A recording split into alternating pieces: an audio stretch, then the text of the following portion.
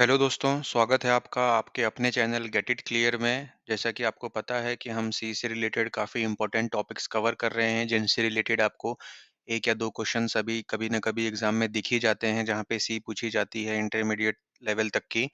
सो guys, जैसा कि आपको पता है कि हमने पिछले सेशन में मैक्रोज़ कवर किया था, आज हम आपके लिए एक और बहुत ही ज़्यादा इम्पोर्टेंट टॉपिक लेके आए हैं, जिसे हम कहते हैं मेमोरी मैनेजमेंट इन सी। सो गाइस, कोई भी प्रोग्रामिंग लैंग्वेज हो, मेमोरी मैनेजमेंट जो होता है वो बहुत ही क्रूशियल टॉपिक होता है किसी भी प्रोग्रामर के लिए, अगर वो किसी भी प्रोग्रामिंग लैंग्वेज में काम करता है तो। सो गाइस, सी में जो होता है मेमोरी मैनेजमेंट जो होता है, ये बेसिकली हम डील करते हैं डायनेमिक मेमोरी एलोकेशन के साथ, क्योंकि स्टैटिक मेमोरी एलोकेशन तो बाय डिफ़ॉल्ट होता ही है।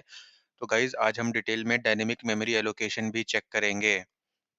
सो गाइस, आइए देखें कि पहले मेमोरी मैनेजमेंट क्या होता है। C language provide many functions that come in header file to deal with the allocation and management of the memories. All the variables used in your program occupies a precise memory space along with the program itself. तो guys, जैसा कि हमने आपको अभी तक हर practical session में मैंने ये बताया हुआ है कि जब भी आप कोई वेरिएबल बनाते हैं, उसमें कोई वैल्यू डालते हैं, वो आपके सिस्टम में जाके किसी न किसी मेमोरी पे जाके स्टोर हो जाती है, जिसका खुद का एक एड्रेस भी होता है, जिसको हम यूजिंग द पॉइंटर्स यूज़ कर सकते हैं उस एड्रेस को भी। ओके गाइस, तो हमने आपको बताया था कि सी में जो होता है वो डायनामिक मेमोरी एलोकेशंस हम लोग यूज़ कर सकते हैं। क्यों क्यों कर सकते हैं? क्योंकि ताकि आप सी के प्रोग्राम्स को ज़्यादा एफिशिएंट बना सकें guys.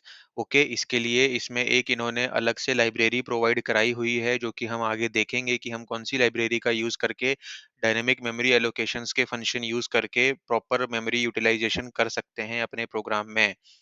Managing memory is one of the major tasks a programmer must keep in mind while writing the code. So guys, यही होता है, आप लोगों को मालूम है जैसे कि आईटी का मार्केट बढ़ता ही जा रहा है, लेकिन आईटी में गाइज कौन सबसे आगे होता है? जिसकी चीजें ज्यादा एफिशिएंट होंगी, जिसके प्रोग्राम ज्यादा अच्छे होंगे, वो सब जो फैक्टर होते हैं गाइज, वो ले दे करके आपकी परफॉर्मेंस के ऊपर ही आ जाता है कि आपने जो मुझे कोड डिलीवर किया है, मुझे जो प्रोडक्ट दिया है वो कितना एफ़िशिएंट है, कितना फ़ास्ट चलता है, कितने जल्दी मुझे आउटपुट लाके देता है। ये सब चीज़ें काफ़ी मैटर करती हैं। आपके प्रोग्राम को फ़ास्ट होने के लिए उसको कम से कम मेमोरी भी लेना चाहिए। अगर मेरे पास 2 कंपनियाँ आ जाती हैं, एक बोलती हैं कि भई आपको हमारा प्रोडक्ट रखने के लिए 10 जीबी का स्पेस चाहिए, दूसरा बोलेगा आपको मेरा प्रोडक्ट रखने के लिए 20 जीबी का स्पेस चाहिए। सो गाइज़, आपको पता है कि दोनों की अगर स्पीड सेम होगी, सब फंक्शन सेम होंगे, आप कौन से प्रोडक्ट को चूज़ करेंगे? ऑब्वियस सी बात है कि जो कम स्पेस ले रहा होगा, आप क्यों एक्स्ट्रा पैसा वेस्ट करेंगे एक्स्ट्रा स्पेस के ऊपर?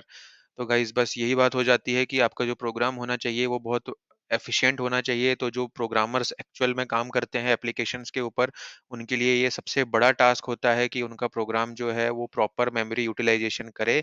इसलिए उनके लिए मैनेजिंग द मेमोरी एक बहुत ही क्रिटिकल टास्क होता है।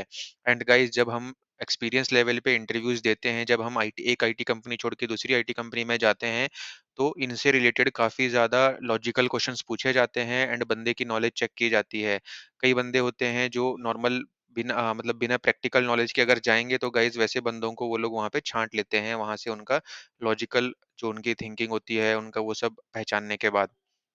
सो गाइज, आगे बढ़ते हैं। When a variable gets assigned in a memory in one program, that memory location can not be used by another variable और another program. So C language gives us a technique of allocating the memory to different variables and programs. जैसा कि आपको ये बता रहा है कि सी में अगर आप एक बार कोई मेमोरी एलोकेट कर देते हैं किसी वेरिएबल को, मैंने आपको बताया था प्रोग्राम के खत्म होने तक वो मेमोरी वैसी की वैसे ही रहेगी। जैसे ही प्रोग्राम एंड हो जाएगा तब वो मेमोरी आपकी रिलीज हो जाएगी एंड वापस सिस्टम के पास चली जाएगी as a free memory.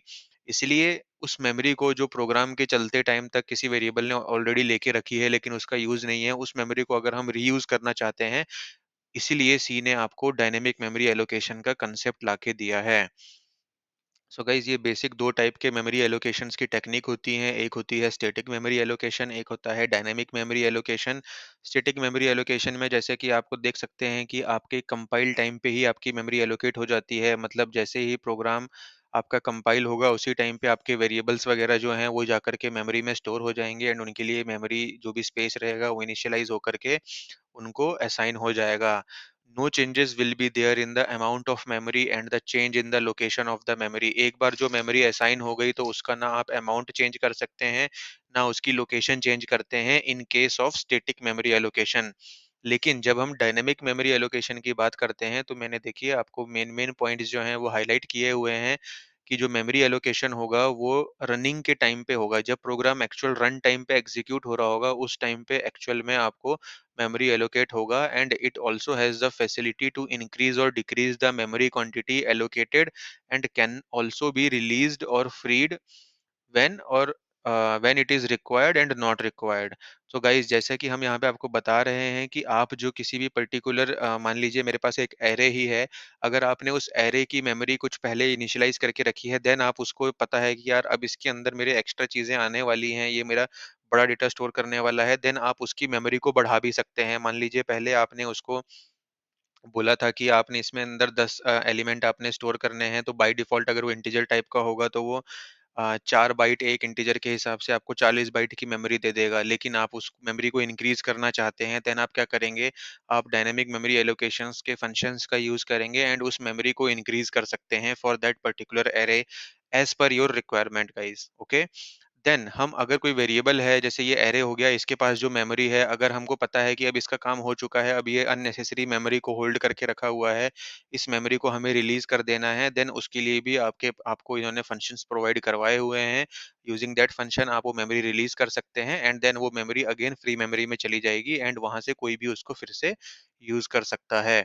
Reallocation of memory can also be done, जैसा कि मैंने आपको बताया कि एक बार आपने मेमोरी एलोकेट कर दी, सपोज़ डायनामिक मेमोरी एलोकेशन का यूज़ करके, देन आपको फिर से रिक्वायरमेंट लग रही है कि यार नहीं, मुझे फिर से रीएलोकेट करना है एंड फिर से मुझे इसका मेमोरी बढ़ा देना है, तो गाइज़ आप वो भी कर सकते हैं। रीएलोकेट में आप बढ़ा भी सकते हैं और घटा भी सकते हैं as per your requirement guys, okay? And free का यूज़ करके आप उसको खत्म भी कर सकते हैं उसका use. So it is more advantageous and memory can be merged efficiently. Managed efficiently. Okay guys, यहाँ पे मैंने आपके लिए एक छोटा सा टेबल दिया है, अगर आपको इन दोनों का डिफरेंस कभी कोई पूछ ले, क्योंकि इस टॉपिक से रिलेटेड जनरली आपको सिंटैक्स से रिलेटेड क्वेश्चन या फिर जनरली थ्योरेटिकल या कंसेप्ट रिलेटेड क्वेश्चन ही आते हैं। मैंने आप लोगों के एग्जाम के लिए, जिसके लिए हम ये सीरीज तैयार कर रहे हैं, उसमें मैंने कभी भी इसका कोई आउटपुट पहचानने वाला प्रोग्राम अभी तक नहीं देखा है guys. So, for dynamic memory, memory is allocated at runtime. Memory can be increased while executing the program. Static memory, memory is allocated at compile time, and memory can't be increased while executing the program. Okay, guys? आगे बढ़ते हैं, देखते हैं dynamic memory allocation. So the concept of dynamic memory allocation in C language enables the C programmer to allocate memory at run time, जैसा कि हमने आपको already बताया कि रन टाइम पे आप मेमोरी को असाइन कर सकते हैं, एक्स्ट्रा मेमोरी आप उसको फिर से री असाइन भी कर सकते हैं, देन आप उसको फ्री भी कर सकते हैं guys. Dynamic memory allocation in C language is possible by four functions of the stdlib.h header file. तो STD lib dot header file, lib dot H जो हेडर फाइल है, ये आपको आपके प्रोग्राम में इंक्लूड करनी पड़ेगी अगर आप ये फंक्शंस यूज करना चाहते हैं। नहीं तो ये फंक्शंस अगर आप यूज करेंगे, देन वो आपको बोलेगा कि ये फंक्शन कहीं मिल नहीं रहा है, आप इसको बनाइए। लेकिन जो स्टैंडर्ड लिब लाइब्रेरी का अगर ये हेडर फाइल आप इंक्लूड कर लेंगे, देन आपका प्रोग्राम इन फंक्शंस को रिजॉल्व करेगा एंड वो जो सी ने डिफाइन किए होंगे, वो वाले फंक्शंस आपके चल के मेमोरी एलोकेशन, री एलोकेशन और फ्री करने का काम करेंगे। सो गाइज यहाँ पे 4 फंक्शन जो आपके हैं वो है malloc, मतलब मेमोरी एलोकेशन, calloc, इसका मतलब कैलॉक भी आप इसको बोल सकते हैं, इसका मतलब है कंटिग्यूअस एलोकेशन, रीअलॉक मतलब री एलोकेशन एंड फ्री मतलब आपने जो मेमोरी असाइन की है आप उसको फ्री भी कर सकते हैं गाइज। ओके, यहाँ पे मैंने नीचे आपके लिए फिर से एक बार इसको हाईलाइट किया हुआ है, the function can be used in the these functions can be found in the stdlib.h header file। so guys, ये बहुत ही इंपॉर्टेंट आपके लिए क्वेश्चन बन सकता है हमारे आने वाली एमसीक्यू सीरीज में भी और आपके आने वाले एग्जाम्स में भी, इसको आप ध्यान रखिएगा। malloc, आइए हम देखें malloc इन डिटेल क्या होता है। So guys, it is used to allocate the space in memory during the execution of the program, जैसे कि आप सबको पता ही चल गया है अभी तक। It does not initialize the memory allocated during execution, it carries garbage value. So guys, जैसा कि हमने आपको बताया है कि आप वेरिएबल को दो तीन तरीके से डिक्लेयर कर सकते हैं।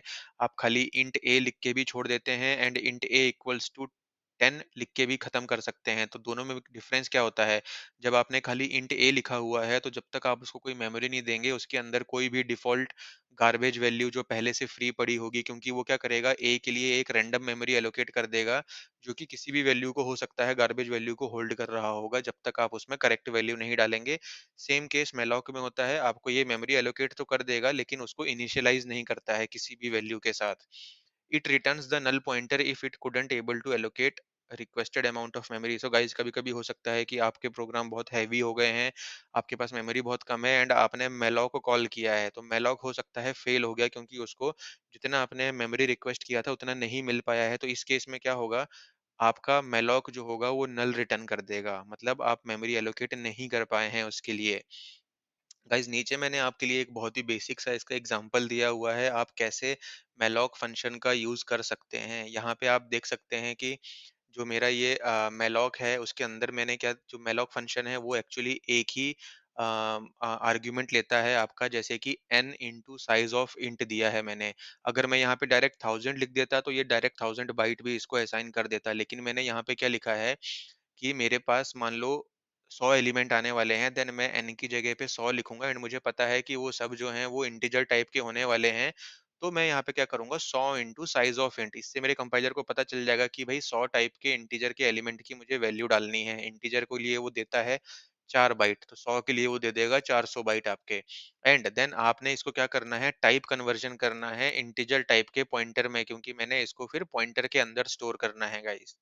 ओके, ऐसे ही आपका क्या होगा, आपको पता है ये जो पीटीआर है ये मेरा एरे का एलिमेंट भी हो सकता है, जो कि pointing to first element of that particular array. मतलब ये जो पीटीआर होगा ये खुद एक वेरिएबल होगा, जो कि एलिमेंट एरे के पहले एलिमेंट को पॉइंट कर रहा होगा। तो गाइस, यूजिंग malloc आप ऐसे साइज बढ़ा सकते हैं किसी भी एरे का, या फिर किसी भी आप बोल सकते हैं वेरिएबल का भी आप बढ़ा सकते हैं।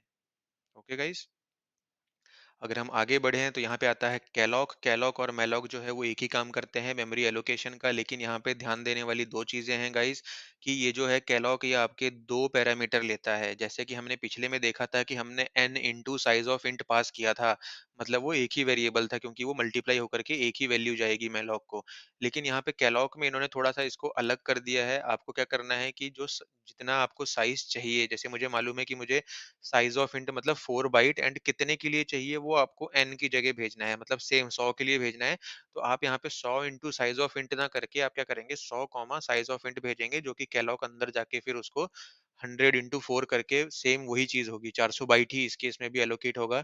लेकिन यहाँ पे एक और चीज ध्यान देने वाली बात ये है कि कैलॉग जो है वो आपकी डिफॉल्ट वैल्यू 0 डाल देता है, जो हमारे malloc के केस में नहीं होता है। मतलब कैलॉग जो होगा वो आपके एलिमेंट को इनिशियलाइज कर देगा 0 से। तो आपको ये ध्यान देने वाली बात है कि जो भी आपने, अगर आप एरे ले रहे हैं तो हर एक एरे का जितने भी एलिमेंट्स होंगे उन सबको वो 0 वैल्यू दे देगा बाय डिफॉल्ट। एंड बाकी यूज करने का सिंटेक्स आपका वैसा ही है। अगर आपको इसको पॉइंटर में डाल रहे हैं जैसे, तो आपको इसको टाइप कास्ट करके डालना पड़ेगा।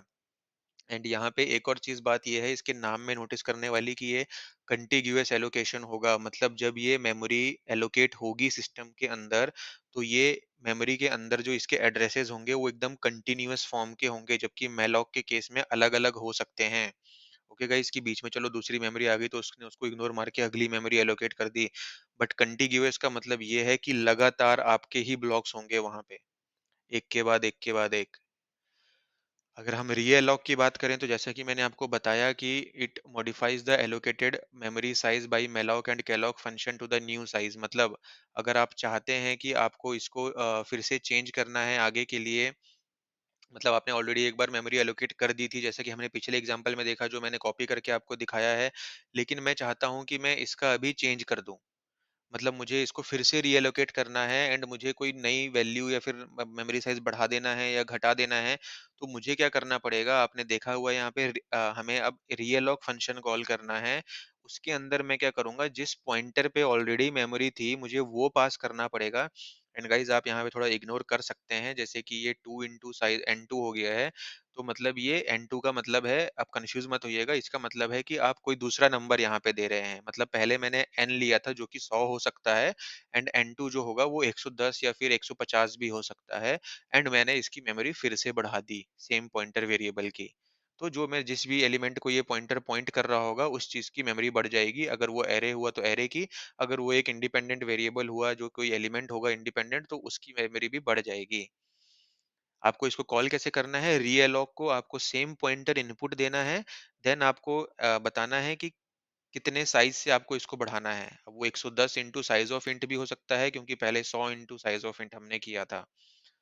गाइस आगे बढ़ते हैं, अब आता है फ्री का कंसेप्ट। तो free function frees the allocated memory by malloc, calloc and realloc। आपने देख लिया कि 3 फंक्शन हमारे पास ऐसे हैं जो मेमोरी एलोकेशन का काम करते हैं या फिर रीएलोकेशन का काम करते हैं। तो चौथा फंक्शन जो इसने प्रोवाइड कराया है कि जब भाई आपका काम हो गया है, इन सबको आपने मेमोरी एलोकेट कर दी, आपने डेटा स्टोर कर दिया, आपने डेटा यूज कर लिया, उसके बाद अगर उस डेटा का काम नहीं है, देन आप उस मेमोरी को फ्री कर दो, तभी आपका प्रोग्राम जो है वो ज्यादा मेमोरी एफिशिएंट रहेगा।